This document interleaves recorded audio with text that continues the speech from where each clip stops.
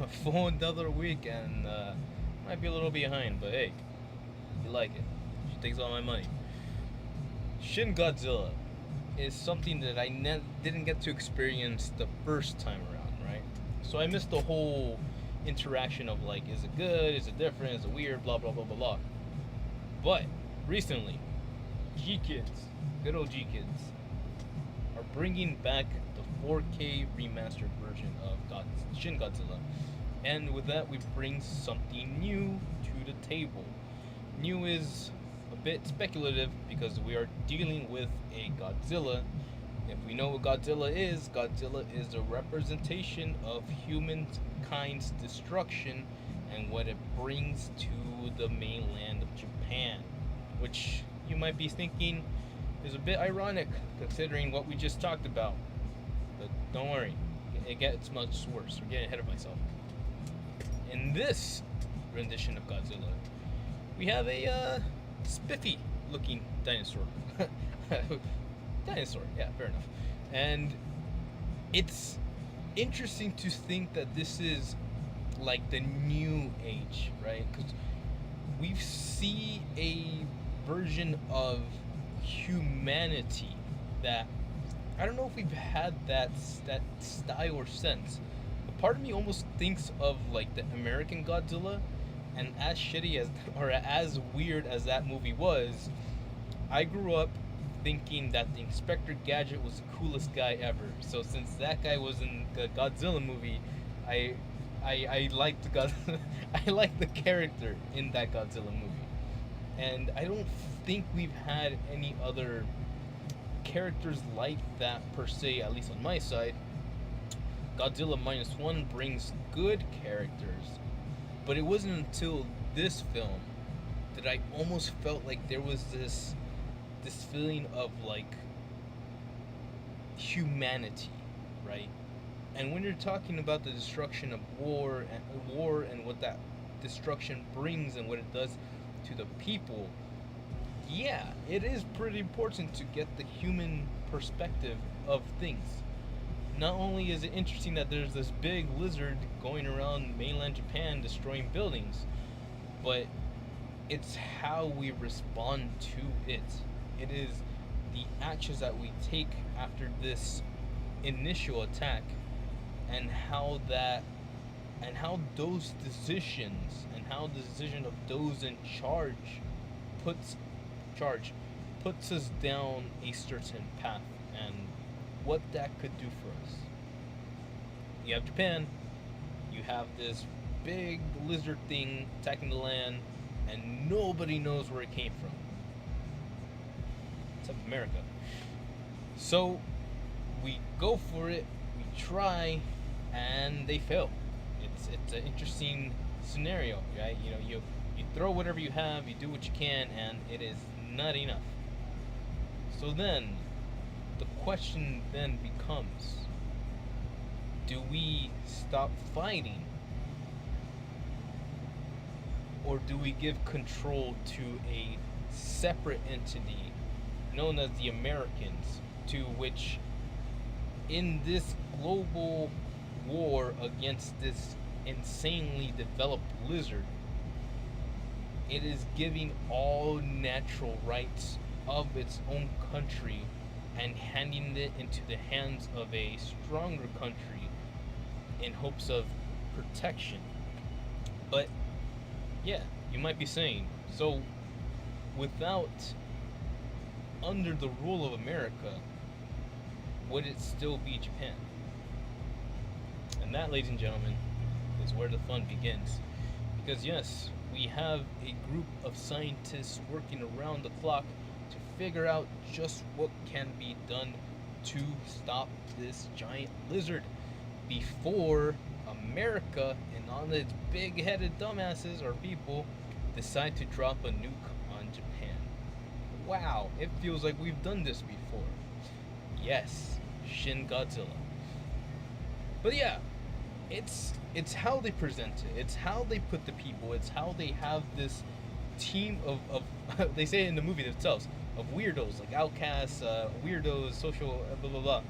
How they get down to it and just boom, let's work, man. Let's save our country. Let's do what needs to be done. Let's use our Japanese Nihongo brains to stop this calamity.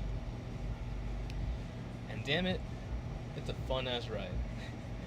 I would say that it even has like akin some shots, some moments in this when you're in the levity of the moment, when you're trying to actually like get things moving, but as humans clearly there's no danger in the immediate moment, so what we do with our time right now is important, and what they do with those scenes is very interesting. They bring the humanity back to the operating table in terms of like the mission operation table, and they show you these fun moments between the casts, not necessarily because it's funny, not because they're trying to be funny, but because just the situation and the gravity of the moment humbles people. It puts them on the same level field, and it has them all understanding, trying to cooperate to get the job done. And I absolutely loved it, man. They have fun interactions. You get to see people kind of like building character with each other. You have the Japanese emissary who has her own skin in the game, but you know, she's Japanese, so maybe she has even more skin in the game than with that. So it's a fun, interesting take on just how serious things could get if one day Japan goes like, well, we don't have the firepower. America, well, back when we had good relationships with the universe, America, please take care of us, Dayo. And within it, we see fun camera like direction, right? We see this destruction portrayed in a more grounded reality. We understand how buildings work in the year 2025, and to see skyscrapers topple down with the flick of a wrist or a lizard tail, and the atomic breath just destroy, lay everything to waste. Yeah, get serious. You know, you pair that with a couple of zoom in shots to a point where it almost feels like Wes Anderson had a hand in like the direction of photography, and like yeah, it brings this interesting package to the table. Very cool. Very much enjoyed how that all played out, and hoping that like whatever these stories are going for, like say in the future, say there's a Shin Godzilla 2, what they're kind of bringing to the table is as thought provoking and as forward questioning as this was. It really brought a scenario to the table to which I guess a part of me didn't want to acknowledge, but when you lay it out simply as the way that it is, yeah, we would do that as Americans, being like, oh, keep that shit away from our borders. We would be assholes. So, something that I really appreciate with Shin Godzilla is now in the year of 2025 or 2012, whatever year it's supposed to be, we got firepower. You can see specifically what we're throwing at the lizard, and you can see just how far, what effects, and you can understand, at least I can understand, how much destruction has to be invested to even make a dent on this abomination, right? It's called natural abomination. So, putting that into perspective, I believe is the Shin, the new in Godzilla. So if you're curious, if you're wondering what the heck is a Shin Godzilla, should I watch minus one before this? There are alternative universes. I want to say. I don't know. But one of them is World War II era and technology. The other is quote unquote modern day Japan and their technology. And between the two, I like technology. I like to understand what we have, what tools are available to us. So I would say I lean towards Shin Godzilla, but I would say the the one-to-one relationship is stronger in Shin Zero. Like the personal the personal journey of what it means to exist in this universe is -1, and the idea of how these moments of destruction affect the universe is in Shin Godzilla. Very cool stuff. Very interesting. A couple people might be iffy on the whole design of Zilla Baby, but hey man, you give me a red dinosaur, I'm gonna be all right. So definitely go check it out if it's still available within your theaters. Again, G-Kid is out there presenting that and publicating that in the movie theaters. So you should still have a couple of days to check it out before it gets pulled out of the rotation.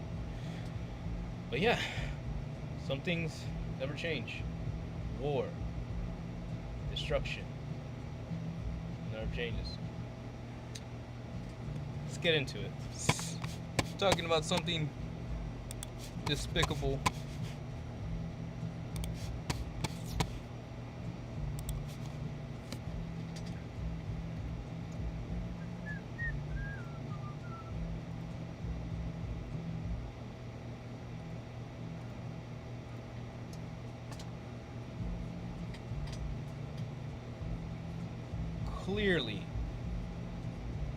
Clearly, a part of me really admires the Japanese culture, Japanese influence, its way of living as we know it today.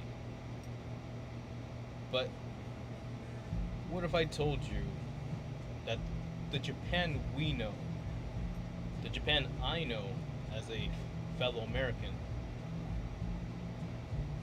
is has its image has been oversaturated with how we see it today to a negative point that we've almost forgotten how destructive a war in Japan really was.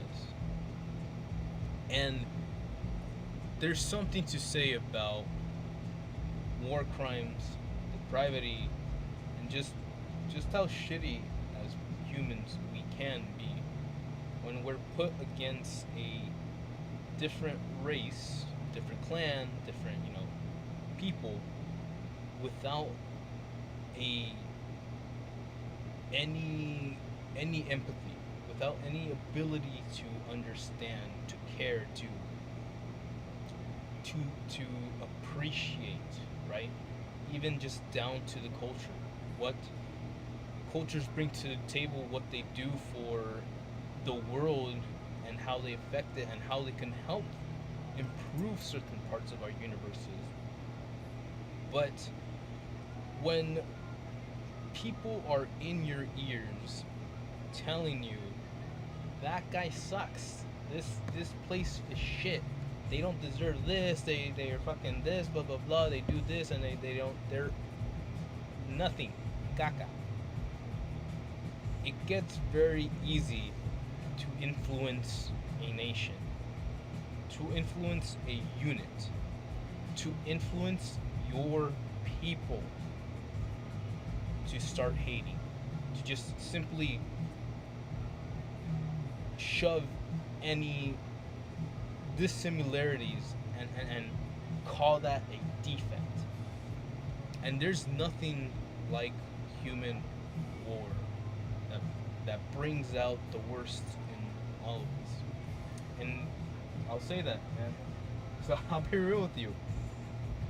I was just walking around the movie theater waiting for my next movie, and I hear Japanese in the background, and I know most of the Japanese films that are airing or playing in that moment. So when my brain goes like, that's new, this is different, I walk in and I find Deadtorights. Not in my bingo card, but yeah, from the moment I just got closer to the end of the film, I couldn't walk away. I was stuck in that aisle for a good hour before some nice, gentle Asian lady, who's probably Chinese, was like, "Oh, sit down. Come on, sit down." And y'all know when a nice when a nice little like old Asian lady is like, "Oh, please sit down," it's cause it means something to her, and I had to. I had to comply. I sat my ass down in a seat, like one of the shittiest seats, just because I just wanted to make her feel that things were okay. I didn't just ditch her. I actually took her words too hard, and I was like, "Oh yeah, I'll sit down in a few minutes." And then like 10, 15 minutes later, I came back and I sat down. But just what what was about to be presented to me was something that I wasn't ready personally. And this is coming from a Mexican born American who greatly respects Japanese culture. It was hard for me to watch people that I associated with good, with respect, with patience, and to see them just commit horrendous acts of war crimes. Not just war, war crimes, to the point that everything that was happening in that town could be described as mass genocide. And that's hard, man. That's really hard pill to swallow. Because not only was my brain thinking about the old lady in the back and what she had to either imagine or relive, or stories that she might have heard of this, because she knew exactly what was gonna happen. And she encouraged me to sit the fuck down. And I had to watch, not because anybody was forcing me, right? At any point, I could have gotten up and left to my movie, the movie that I was waiting for, actually.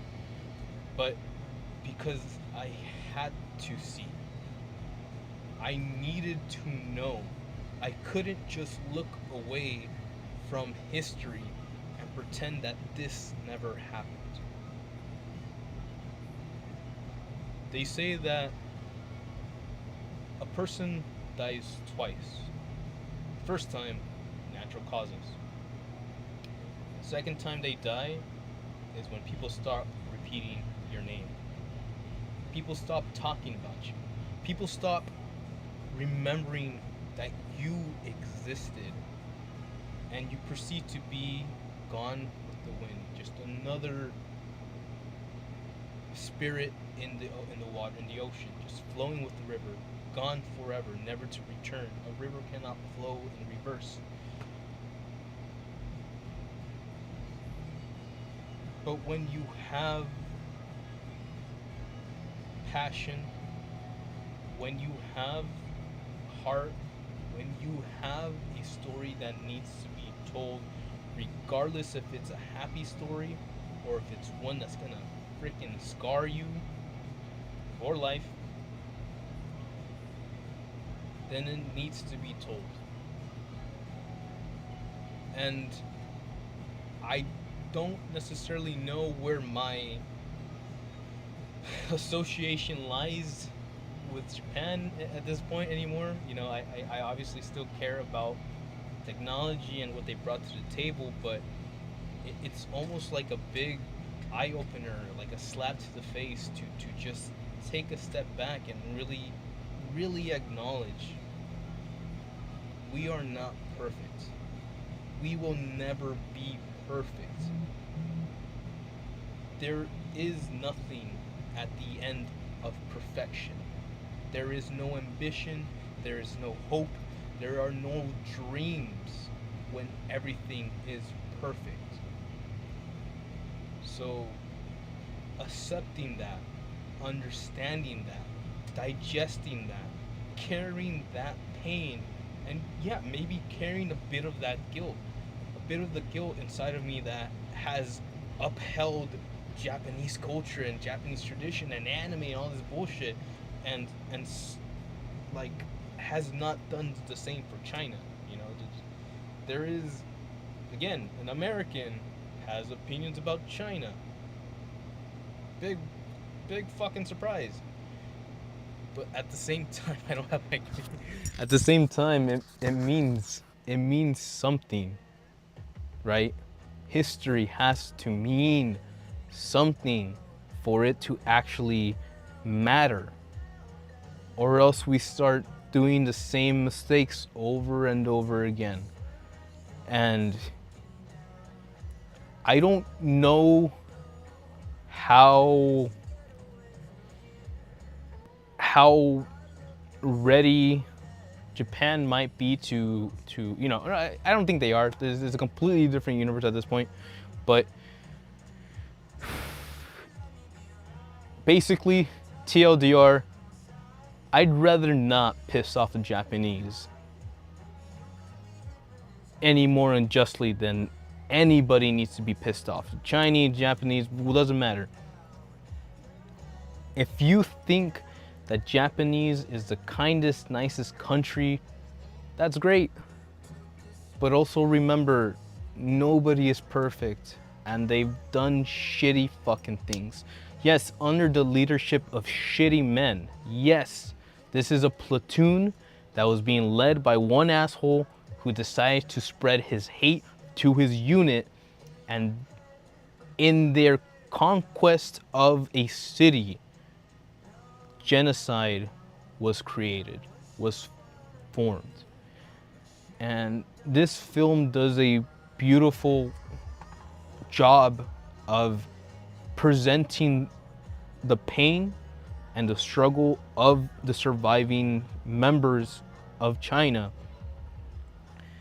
without shying away what it costs, what it takes to actually give your life to a cause, to hope for a better future by providing freedom for those who need it, emancipation for those that are chained. And that's where photography comes in, right? Something I haven't talked about something that I really appreciated is that the main factor holding everything together is photography. The invention of the camera, the ability to capture a moment in time. Everybody loves that power. It's why when they show you a picture, you look for yourself, right? It's our egoism going, how much have I changed? Back then I used to be this person. Who am I now? And that is the magic of photography. Seeing that be acknowledged, seeing that be respected, seeing that be taken for granted, and seeing how even photography can become a weapon in the hands of the most deplorable. Seeing all that is why I couldn't leave. It's why my ass was stuck to that seat, even if it was a weird position with my neck looking all the way up, because it meant something. Every single picture meant something to those people in that city, and every single photo that was taken out of malicious actions was the silver bullet they needed to save their country. It's beautiful. That is art. And again, I'm a little disappointed in myself that I haven't given Chinese culture as much interest as the anime, because that's where it starts from. Anime, Dragon Ball Z, blah blah blah blah blah, a euphemism of a disgraced nation. Not saying right now, but back then. And I can't help but think about Palestine, Israel, Russia, Ukraine, Saudi Arabia, and how them becoming the sporty country, the entertainment industry, how them owning Nintendo and them owning Atari and SNK have stakes investments in SNK, how that is becoming the new Japan. I'm not saying it's terrible. I'm not saying they're not allowed to have entertainment. But let's not brush aside all the shitty things we've done just to say, oh, well, we're giving you anime 2.0. This is what you wanted, right? No, because we're better than that. And before we can just be willy-nilly about who we just hang out with and who we spend our time with and who we invest in, we should ask, how are you? How do you feel about these things? And can we see eye to eye? Is there understanding left for us? It's a big world, man. We can fit people here if we try, but just have to care. And I'm gonna do my best to care a bit more about cultures. This is not just, it's not just China, it's not just Japan. I've walked into a couple of I don't even know. I'm gonna call it's Bollywood movies, right? Those interesting, over-exaggerated films, which, don't get me wrong, they're cute, they're great. I've seen a couple of comedies that are just like, wow, this is gold, man. This is hilarious. This is gold. There's one about a weekly TV show where like the guys' girlfriends, soon to be wives, ended up transforming into their grandmas because them wasting time watching that show just reminded them about the future they would be. It's just so good. It's so good. It's just, and that only comes from certain cultures, from certain experiences that have came together to make this image complete. And that's what I'm gonna keep my eyes peeled out for going forward. Yes, I do love Japan. I love Japanese, the language. I've spent a decade of my life trying to understand where they come from. And turns out I know nothing at all. So with that, open the book, watch a documentary before the AI goes over and scrambles everything into lies. And do your best to take it easy. Try not to beat yourself up about it too much, but also accept the emotions, the word, the feelings that are being portrayed. And hopefully, with luck, we can move forward in peace together, possibly. So I'm not sure how long this is going to be out there. I believe this is being promoted part of the LA Film Festival or something like that. I just saw a lot of posters around my area, and this was shoved in a corner with all those flyers and posters and stuff. But definitely, if you get a chance, Deadtorights is what the movie is called. Very, very good film. Very, very good film. It reminds me of something like Enemy at the Gates. If anybody has seen that film, it is an old World War II movie with Jude Law and I forgot the other guy. But that kind of the idea of like how good people can become terrible when pushed to their humanitarian limits is what we're seeing here. So definitely check it out. And if you're curious about war and what that means to the people, highly recommend digesting this film. Rough stuff, but good, necessary. Because finally,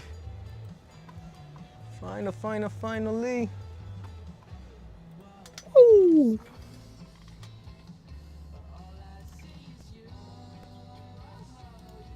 Man, did you know that Saul Goodman, he's got a few moves. Nobody 2. It is a continuation of the Nobody film, the film where Saul Goodman saw Keanu Reeves and he's like, wait a minute, I could do some of that. And yeah, we get more of that. Disclaimer, I did not see the original one. It's still on my bucket list.